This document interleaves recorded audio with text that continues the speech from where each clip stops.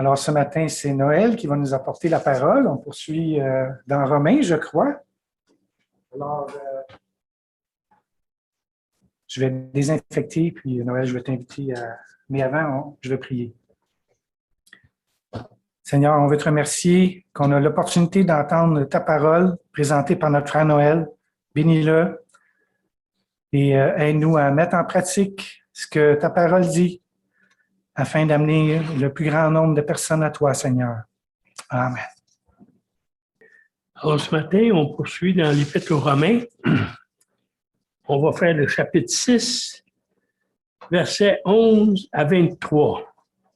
Et le titre, c'est « La sanctification par l'union avec Christ en sa mort et sa résurrection ». Et c'est le deuxième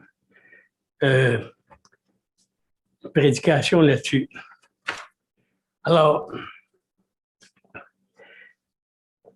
on était dans cette portion-là, la sanctification par l'union avec Christ en sa mort et sa résurrection. Et cette sanctification est possible par la délivrance de la puissance du péché, qui est naturelle, c'est inné au cœur de l'homme. Et tout ceci se réalise en 13 étapes. Bon, par l'identification avec Christ dans sa mort et sa résurrection, par la mort à l'ancienne vie, la soumission à Dieu pour la vie nouvelle, 6, 11 à 13, et c'est une portion de ce qu'on va faire aujourd'hui.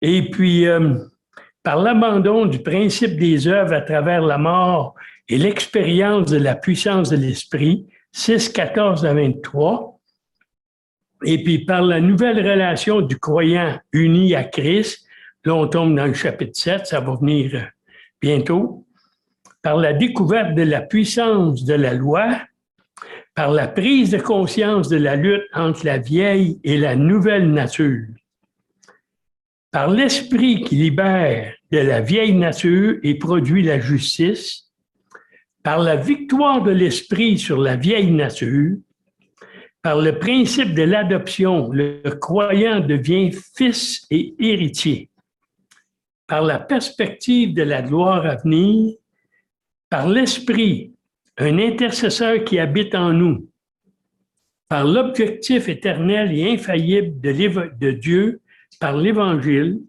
et par la sécurité absolue du croyant. Quand on lit tous ces points-là, on les lit tout seul, là, puis on regarde tout ça, là, ça a du sens, il y a une suite là-dedans. Alors, la dernière fois, nous avons fait l'étape 1 par l'identification avec Christ dans sa mort et sa résurrection. Aujourd'hui, nous poursuivons notre étude des étapes 2 et 3 qui sont par la mort à l'ancienne vie, la soumission à Dieu par la vie nouvelle, versets 6, 11 à 13, et par l'abandon du principe des œuvres à travers la mort et l'expérience de la puissance de l'Esprit, 6, 14 à 23. Alors, on va aller au texte d'aujourd'hui.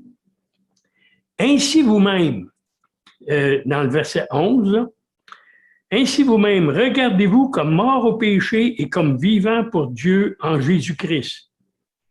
Que le péché ne règne donc point dans votre corps mortel et n'obéissez pas à ses convoitises. Ne livrez pas vos membres au péché comme des instruments d'iniquité, mais donnez-vous vous-même à Dieu comme étant vivants de mort que vous étiez et offrez à Dieu vos membres comme des instruments de justice. Car le péché n'aura point de pouvoir sur vous puisque vous êtes non sous la loi, mais sous la grâce. Quoi donc? Pécherions-nous parce que nous sommes non sous la loi, mais sous la grâce? Loin de là. Ne savez-vous pas qu'en vous livrant à quelqu'un comme esclave pour lui obéir, vous êtes esclave de celui à qui vous obéissez, soit du péché qui conduit à la mort, soit de l'obéissance qui conduit à la justice.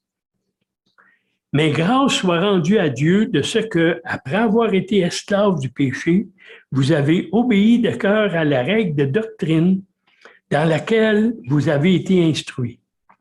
Ayant été affranchis du péché, vous êtes devenus esclaves de la justice. Je parle à la manière des hommes à cause de la faiblesse de votre chair. De même donc que vous avez livré vos membres comme esclaves à l'impureté et à l'iniquité pour arriver à l'iniquité, ainsi maintenant, livrez vos membres comme esclaves à la justice pour arriver à la sainteté. Car lorsque vous étiez esclaves du péché, vous étiez libres à l'égard de la justice. Quels fruits portiez-vous alors? Des fruits dont vous rougissez aujourd'hui, car la fin de ces choses, c'est la mort. Mais maintenant, étant affranchis du péché et devenus esclaves de Dieu, vous avez pour fruit la sainteté et pour fin la vie éternelle. Car le salaire du péché, c'est la mort, mais le don gratuit de Dieu, c'est la vie éternelle. Alors, on va commencer par les versets 11 et 13 et nous trouverons comment le principe numéro 2, par la mort à l'ancienne vie, la soumission à Dieu pour la vie nouvelle peut s'appliquer. Ainsi vous-même, regardez-vous comme mort au péché et comme vivant pour Dieu en Jésus-Christ. Que le péché ne règne donc point dans votre corps mortel et n'obéissez pas à ses convoitises. Ne livrez pas vos membres au péché comme des instruments d'iniquité, mais donnez-vous vous-même à Dieu comme étant vivants de mort que vous étiez et offrez à Dieu vos membres comme des instruments de justice.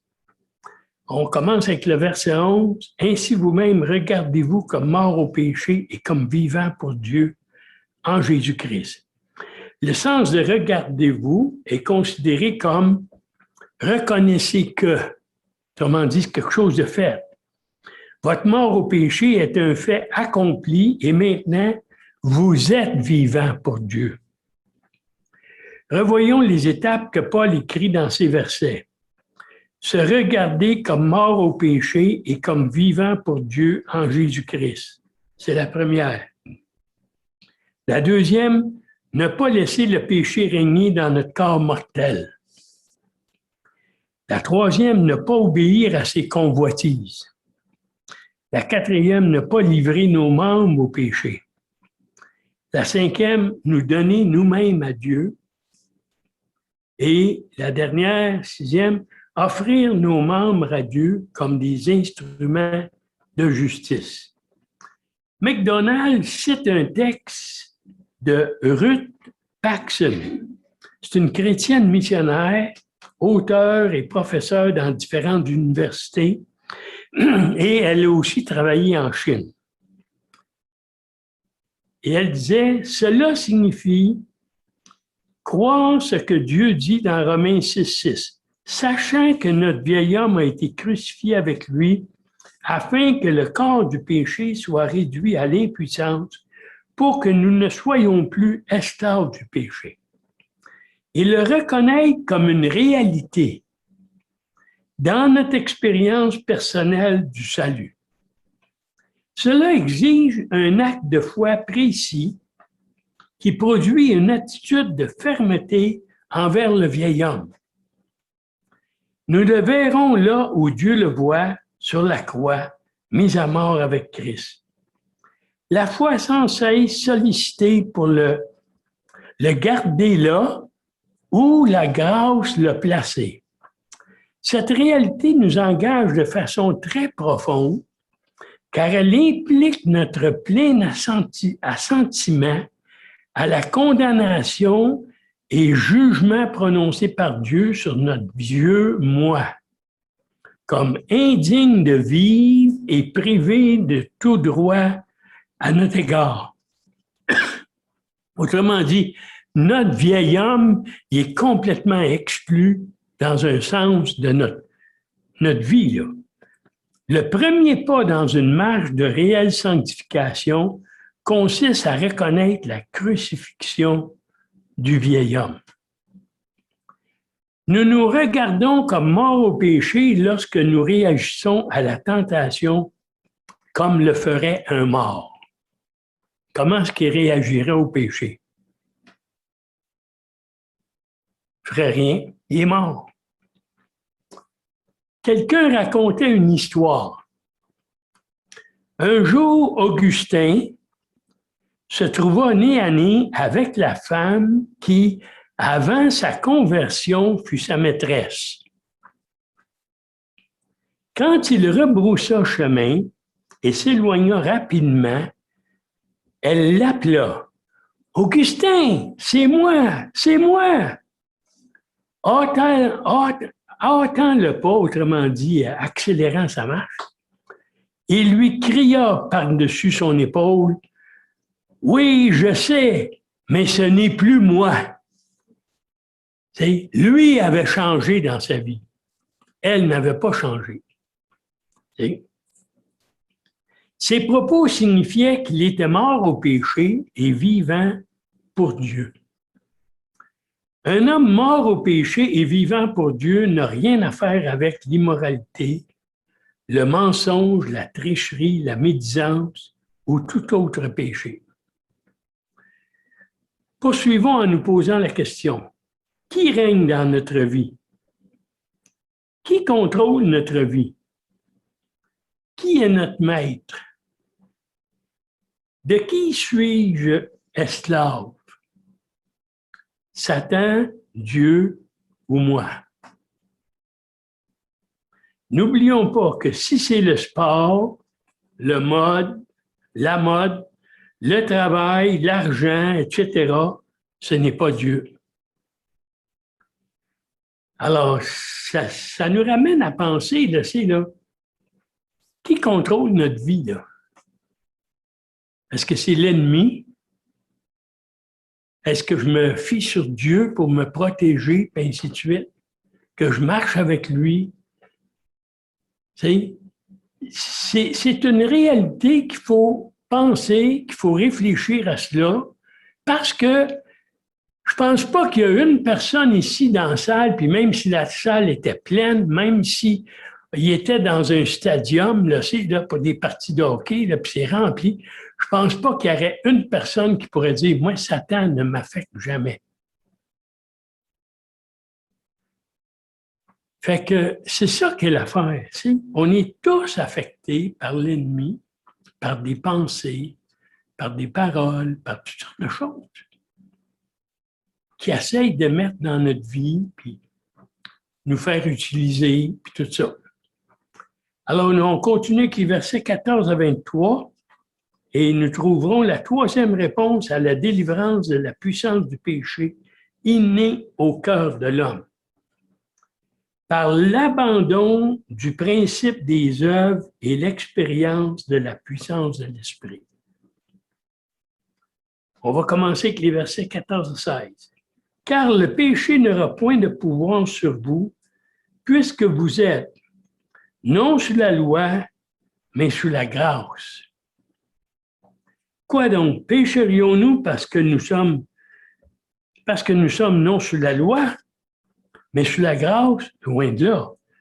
Ne savez-vous pas qu'en vous livrant à quelqu'un comme esclave pour lui obéir, vous êtes esclave de celui à qui vous obéissez, soit du péché qui conduit à la mort, soit de l'obéissance qui conduit à la justice. »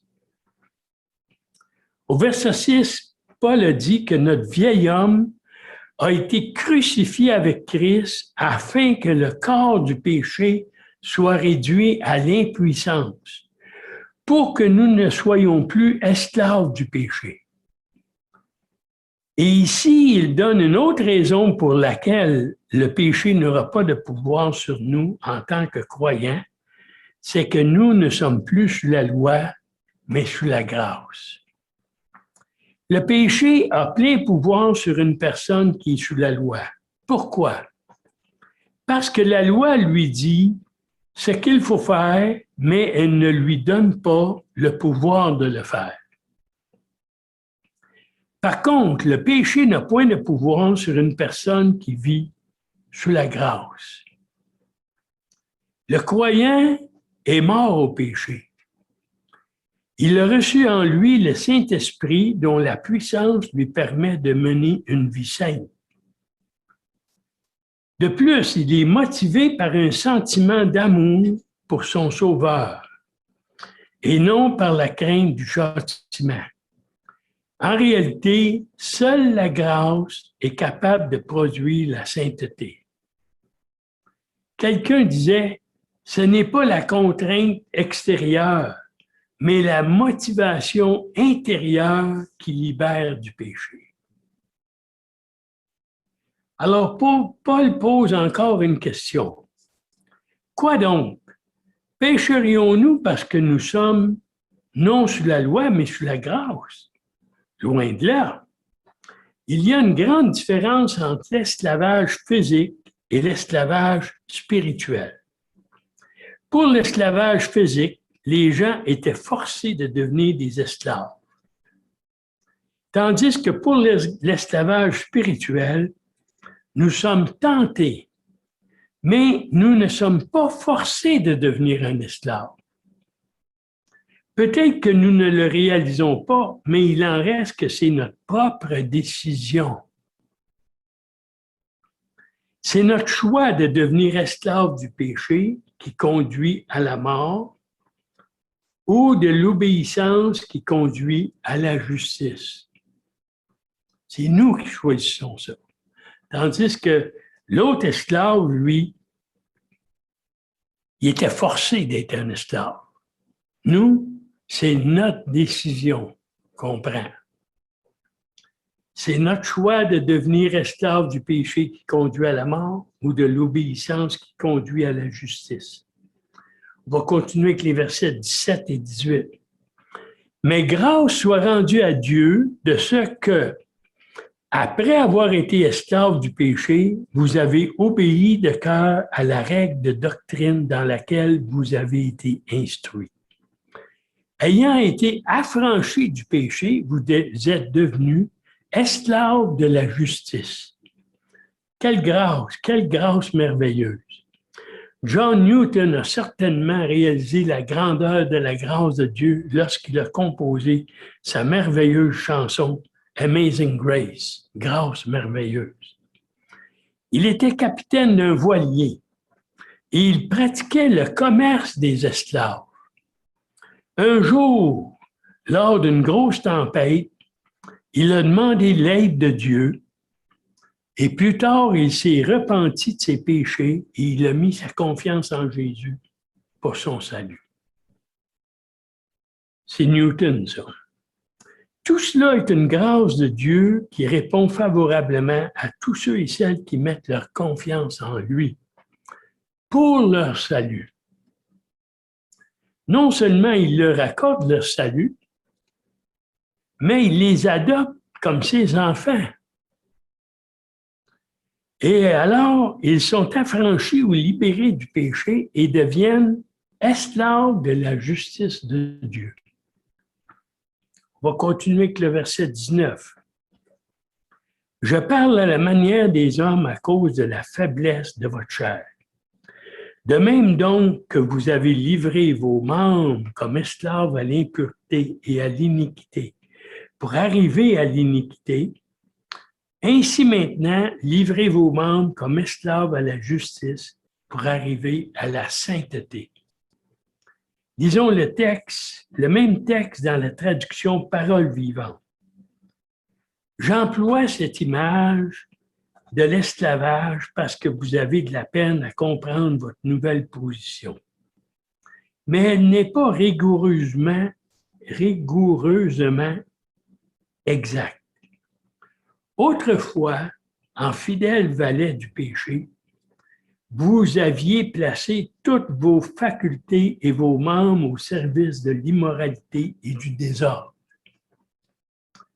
Pour arriver à quoi? Au mépris de toute règle, à l'anarchie morale complète, à la révolte contre Dieu. Eh bien maintenant, servez Dieu avec le même dévouement. Mettez tout votre être à la disposition de ce qui est juste. C'est là le chemin d'une vie sainte. Vous réjouirez Dieu en le suivant. Avant d'être sauvés, les Romains avaient livré leur corps à l'impureté et à l'iniquité pour arriver à l'iniquité. Il s'était volontairement rendu esclave. Mais Paul exhorte maintenant les croyants à s'offrir comme esclaves à la justice pour arriver à la sainteté. Parfaite sainteté en tant que fin du processus en contraste avec leur impureté précédente. Et nous allons terminer les versets 20 à 23. Car lorsque vous étiez esclaves du péché, vous étiez libres à l'égard de la justice. Quels fruits portiez-vous alors? Des fruits dont vous rougissez aujourd'hui. Car la fin de ces choses, c'est la mort. Mais maintenant, étant affranchis du péché et devenus esclaves de Dieu, vous avez pour fruit la sainteté et pour fin la vie éternelle. Car le salaire du péché, c'est la mort. Mais le don gratuit de Dieu, c'est la vie éternelle en Jésus-Christ, notre Seigneur. J'avais fait deux carrés comme ça, là, des rectangles. Un, c'est esclave du péché. L'autre, c'est affranchi du péché et devenu des enfants de Dieu. Alors, sous esclaves du péché, j'avais écrit, nous étions libres à l'égard de la justice. Nous produisions des fruits dont nous rougissons maintenant. Le résultat était l'éternité en enfer. L'autre partie, c'est affranchi du péché et devenu des enfants de Dieu. Alors ça, sous ça, j'avais écrit, maintenant nous produisons le fruit de la sainteté. Le résultat est la vie éternelle avec Dieu. Alors, dans les versets 20 à 23, Paul poursuit en affirmant la supériorité d'être esclave de la justice de Dieu. Les fruits de l'esclavage du péché sont tels que les croyants en rougissent aujourd'hui. Mais ce qui est encore pire, c'est que la fin de ces choses, c'est l'éternité en enfer. Répondre à l'Évangile par la foi et mettre notre confiance en Jésus-Christ et son sacrifice à la croix pour notre salut renverse complètement les choses dans la vie d'une personne. À partir du moment où une personne met sa confiance totale en Jésus et son sacrifice pour son salut, elle est affranchie du péché et elle devient un enfant de Dieu et elle a pour fruit la sainteté. La vie dans le péché n'apporte aucun avantage. Mais le salut apporte l'avantage d'une vie sainte et pure. Paul résume ces contrastes. Le salaire du péché, c'est la mort. La mort éternelle en contraste avec la vie éternelle, comme il est écrit au verset 23. Cette mort est la séparation de l'éternel, la séparation éternelle d'avec Dieu. Autrement dit, en enfer, où les incroyants endurent consciemment un tourment pour l'éternité. C'est le salaire qu'ils ont gagné et mérité à cause de leur péché. Par contre, le don gratuit de Dieu, c'est la vie éternelle. La vie éternelle est un don que l'on ne peut pas gagner. Jésus en a parlé dans l'histoire de l'homme riche et Lazare dans l'Évangile de Luc, chapitre 16, 19 à 31. Il y avait un homme riche qui était vêtu de pourpre et de fin lin et qui chaque jour menait joyeuse et brillante vie. Un pauvre nommé Lazare était couché à sa porte, couvert d'ulcères, et désireux de se rassasier des miettes qui tombaient de la table du riche.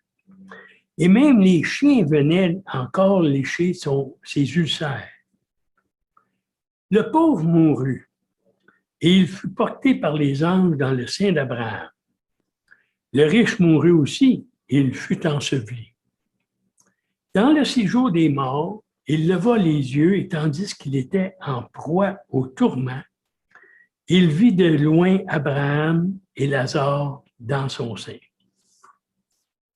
Il s'écria, « Père Abraham, aie pitié de moi et envoie Lazare pour qu'il trempe le bout de son doigt dans l'eau et me rafraîchisse la langue, car je souffre cruellement dans cette flamme. » Abraham répondit, « Mon enfant, souviens-toi que tu as reçu tes biens pendant ta vie et que Lazare a eu les maux pendant la sienne. Maintenant, il est ici consolé et toi, tu souffres.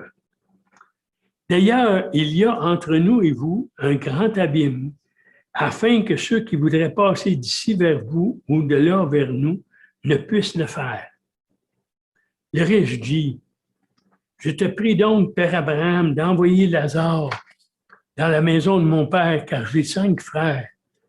C'est pour qu'il leur atteste ces choses, afin qu'ils ne viennent pas aussi dans ce lieu des tourments. » Abraham répondit, « Ils ont Moïse et les prophètes, qu'ils les écoutent. » Et il dit, « Non, Père Abraham, mais si quelqu'un des morts va vers eux, ils se repentiront. » Et Abraham lui dit, « S'ils n'écoutent pas Moïse et les prophètes, ils ne se laisseront pas persuader, même si quelqu'un des morts ressuscitait. » À 3 reprises dans ce chapitre, Paul a écrit que le péché aboutit à la mort. Ne savez-vous pas qu'en vous livrant à quelqu'un comme esclave pour lui obéir, vous êtes esclave de celui à qui vous obéissez, soit du péché qui conduit à la mort, soit de l'obéissance qui conduit à la justice. Quels fruits portiez-vous alors? Des fruits dont vous rougissez aujourd'hui, car la fin de ces choses, c'est la mort. Car le salaire du péché, c'est la mort, mais le don gratuit de Dieu, c'est la vie éternelle en Jésus-Christ. Mais les croyants ont été affranchis du péché. Ayant été affranchis du péché, vous êtes devenus esclaves de la justice. Mais maintenant, étant affranchis du péché et devenus esclaves de Dieu, vous avez pour fruit la sainteté et pour fin la vie éternelle. Ils n'y sont plus esclaves, sachant que notre vieil homme a été crucifié avec lui afin que le corps du péché soit rendu à l'impuissance, réduit à l'impuissance, pour que nous ne soyons plus esclaves du péché. Car lorsque vous étiez esclaves du péché, vous étiez libres à l'égard de la justice. Mais sont esclaves de la justice. Ne savez-vous pas qu'en vous livrant à quelqu'un comme esclave pour lui obéir, vous êtes esclave de celui à qui vous obéissez, soit du péché qui conduit à la mort, soit de l'obéissance qui conduit à la justice. Ayant été affranchis du péché, vous êtes devenus esclaves de la justice. Je parle à la manière des hommes à cause de la faiblesse de votre chair. De même donc que vous avez livré vos membres comme esclaves à l'impureté et à l'iniquité pour arriver à l'iniquité, ainsi maintenant livrez vos membres comme esclaves à la justice pour arriver à la sainteté. Parce qu'ils sont vivants pour Dieu et qu'ils ont la vie éternelle, ils devraient se donner à lui et vivre en conséquence sans laisser le péché dominer sur eux. Alors, ça termine notre message de ce matin. Que Dieu bénisse sa parole.